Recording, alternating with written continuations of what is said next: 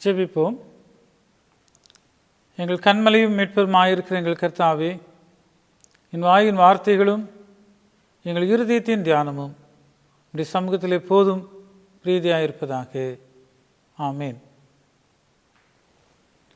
கிறிஸ்துவுக்குள் அன்பானவர்களே, இந்த 2020ஆம் ஆண்டின் 5வது மாதத்தில் பிரவேசித்திருக்கிற உங்கள் யாவரையும் இயேசு கிறிஸ்துவின் இனிய திருப்பெயரிலே வாழ்த்துகின்றேன். இந்த 5வது மாதமும் நம் ஒவ்வொருவருக்கும் நலம் தரும் மாதமாக அமைய கடவுள் கிருபை அருள்வாராக. கடந்த 4ஆம் மாதம் முழுவதும் மிகுந்த கடினமான ஒரு சூழலில் நாம் கடந்து வந்திருக்கிறோம். இந்த 5வது மாதம் நமக்கு சற்று விடியலை கொடுக்காதா என்று சொல்லி நாம் ஏங்கிக் கொண்டிருக்கிறோம். கர்த்தர் இந்த மாதத்தையும் நமக்கு நன்மையாய் நடத்தி கொடுப்பாராக. இந்த காலை நேரத்திலே நாம் தியானிக்கும்படியாக நமக்கு கொடுக்கப்பட்டிருக்கிற வேத பகுதிகள் சங்கீதம் 42 மற்றும் 43. இந்த சங்கீதத்திலிருந்து ஒரு சிறிய தியானத்தை உங்கள் மத்தியிலே நான் வைக்க விரும்புகின்றேன்.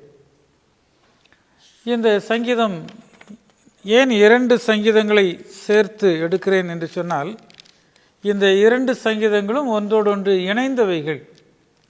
குறிப்பாக இந்த சங்கீதத்திலே வரக்கூடிய முக்கியமான ஒரு வார்த்தை, என் ஆத்துமாவே நீ ஏன் கலங்குகிறாய், ஏன் எனக்குள் தியங்குகிறாய், தேவனை நோக்கி காத்திரு, என் முகத்திற்கு இரட்சிப்பும் என் தேவனுமாயிருக்கிறவரை நான் இன்னும் துதிப்பேன். இந்த வார்த்தையானது 42ஆம் சங்கீதத்தில் 5ஆம் 11ஆம் வசனங்களிலும் 43ஆம் சங்கீதத்தில் 5வது வசனத்திலும் மீண்டுமாக இதை நாம் காணுகின்றோம். ஆக இவைகள் ஒன்றாக இணைக்கப்பட வேண்டிய சங்கீதங்கள். ஆகவே இந்த சங்கீதத்தில் தாவீதரசன் தன்னுடைய வாழ்வில் ஏற்பட்ட ஒரு கடும் சோதனையின் மத்தியிலே இதை எழுதியிருக்க வேண்டும். மானானது நீரோடைகளை வாஞ்சித்து கதறுவது போல என் ஆத்துமா உம்மையே வாஞ்சித்து கதறுகிறது. ஒரு தாகத்தோடு, வாஞ்சையோடு, வாழ்வின் போராட்டத்தோடு இணைந்து கொண்டிருக்கிற அந்த மானை போல நானும் இருக்கின்றேன் என்ற தொனியோடு இந்த சங்கீதம் துவங்குகிறது. ஆகவே நாம் இதில் ஏற்கனவே வாசித்த வசனம், என் ஆத்துமாவே நீ ஏன் கலங்குகிறாய், ஏன் எனக்குள் தியங்குகிறாய். பாருங்கள், இந்த புதிய மாதத்தின் துவக்கத்திலே கலக்கம், தயக்கம், திகில் இவைகளெல்லாம் நம்மை சூழ்ந்து கொண்டிருக்கக்கூடிய ஒரு சூழலில்தான் நம் ஆண்டவருடைய சமூகத்திலே நாம் அமர்ந்திருக்கிறோம். ஆகவே பல்விதமான போராட்ட உணர்வுகள், எண்ணங்கள் இவைகளின் மத்தியிலே கடவுளை நோக்கி நாம் காத்து கொண்டிருக்கிறோம். ஒருவேளை மனசோர்வு, ஆங்கிலத்தில் டிப்ரெஷன் என்று சொல்லுவார்களே, இந்த டிப்ரெஷன் என்பது இன்று 1 மாதம் அதற்கு மேலாக வீட்டிலே அமர்ந்திருக்கிற எல்லாருக்கும் ஏற்பட்டிருக்கிற ஒரு பாதிப்பு. How to avoid this depression, or how to overcome this depression. இந்த மனச்சோர்வில் இருந்து எப்படி விடுபடலாம் அல்லது எப்படி இதை மேற்கொள்ளலாம். இந்த வாசித்த நாம் இந்த 42, 43 இந்த சங்கீதங்களிலும் இந்த மனச்சோர்வு நிலையை நாம் பார்க்கிறோம். ஏதோ ஒரு பெரிய இழப்பை மத்தியிலே இந்த சங்கீதத்தின் ஆசிரியர் பேசுகின்றார். ஆகவே இந்த பாடல்கள் எல்லாம் அது சார்ந்து சொல்லப்படுகின்றன. 3 சிறு குறிப்புகளை மட்டும் சுருக்கமாக கூறி அமைய விரும்புகின்றேன். ஏன் இந்த மனச்சோர்வு? ஆகவே அங்கே 42ஆம் அதிகாரத்தின் முதல் 3 வசனங்களிலே நாம் பார்க்கும் பொழுது அங்கே அவர்களுக்கு சொல்லக்கூடிய அவனுடைய எண்ணம் என்னவென்று நாம் பார்க்கிறோம் என்று சொன்னால், கடவுளுக்கும் அவனுக்கும் இடையிலே வெகு தொலைவு. கடவுளை விட்டு தாங்கள் ஏதோ வெகு தொலைவில் இருப்பதை போன்ற ஒரு உணர்வை இங்கே நாம் பார்க்கிறோம். அவர் God is far away from us. எங்களை விட்டு வெகு தொலைவில் இருக்கிறார். நான் எப்பொழுது தேவனுடைய சன்னதியில் வந்து நிற்பேன் என்று சொல்லி என் கண்ணீரே எனக்கு உணவாயிற்று என்று குறிப்பிடுகிறார். ஆக விதமாக மீண்டும் மீண்டுமாக கடவுளுடைய அன்பை உணர்ந்த இந்த தாவீது அரசன் அவைகளை பெற்றுக்கொள்ள முடியாத ஒரு நிலை, என் கடவுள் எங்கே போய்விட்டார், அவர் ஏன் என்னை விட்டு வெகு தொலைவில் இருக்கிறாரோ என்ற அந்த உணர்வு இங்கே வெளிப்படுகிறது. இரண்டாவதாக நாம் பார்க்கின்ற ஒன்று, பின்னானவைகளை சிந்தித்து அதிலேயே நாம் மூழ்கி விடுதல் இந்த மனச்சோர்வுக்கு இன்னொரு முக்கியமான ஒரு காரியம். நடந்து முடிந்தவைகளை அடிக்கடி நாம் நினைத்து பார்த்தல். நடந்து முடிந்தவைகள், ஒருவேளை நடந்து முடிந்ததில் என்ன சொல்லலாம் என்று சொன்னால், நல்லவைகளை சொல்லுவாங்களே, குட் ஓல்டன் மெமரிஸ். அந்த காலத்தில் நாங்கள் எப்படிலாம் இருந்தோம் அதான் இங்கே சொல்கிறார். முன்னே நாங்கள் பண்டிகையை ஆசிரிக்கிற ஜனங்களோட கூட நடந்து கூட்டத்தின் களிப்பும் துதியுமான சத்தத்தோடு தேவாலயத்திற்கு போய் வருவேனே, இவைகளை நான் நினைக்கும் போது என் உள்ளம் எனக்குள்ளே உருகுகிறது.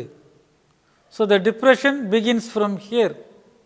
த செகண்ட் ஆஸ்பெக்ட், இரண்டாவது பகுதி, இந்த மனச்சோர்வு ஆரம்பிப்பதற்கு காரணம் thinking about the olden gold memories. பழமையில் முன்னால் நடைபெற்ற நன்மையானவைகளை நினைத்து நினைத்து புலம்பிக் கொண்டே இருத்தல். இன்னைக்கு அநேகருக்கு அவ்விதமான ஒரு மனச்சோர்வு ஏற்படுவது வழக்கம். ரிட்டையர்ட் ஆகும்போது, இது வரைக்கும் நான் பணி செய்தேன், என்னையிலிருந்து நான் ரிட்டையர்டு, வாட் அபவுட் மீ, எவ்வளோ நல்லா இருந்தது அலுவலகத்துக்கு போய் வந்தது. இது ஒரு பெரிய டிப்ரெஷன் அநேகருக்கு.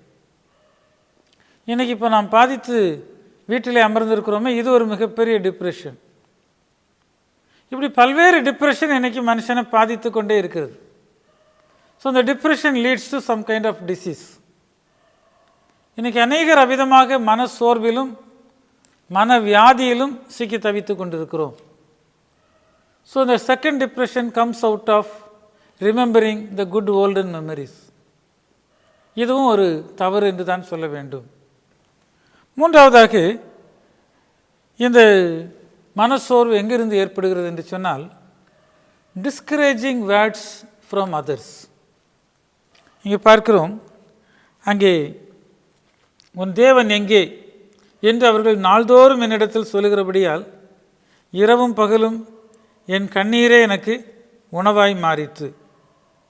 உன் தேவன் எங்கே என்று என் சத்துருக்கள் நாள்தோறும் என்னோடே சொல்லி என்னை நிந்திப்பது என் எலும்புகளை உருவ குத்துகிறது போல் இருக்கிறது.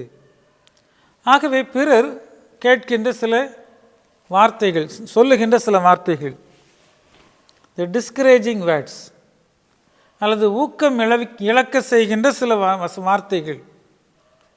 இன்றைக்கி சிலருக்கு நல்லதே பேச தெரியாது, எதை பேசினாலும் அடுத்தவங்களை துன்பப்படுத்துகிற போல, வேதனைப்படுத்துகிற மாதிரி தான் பேசிக்கிட்டே இருப்பாங்க.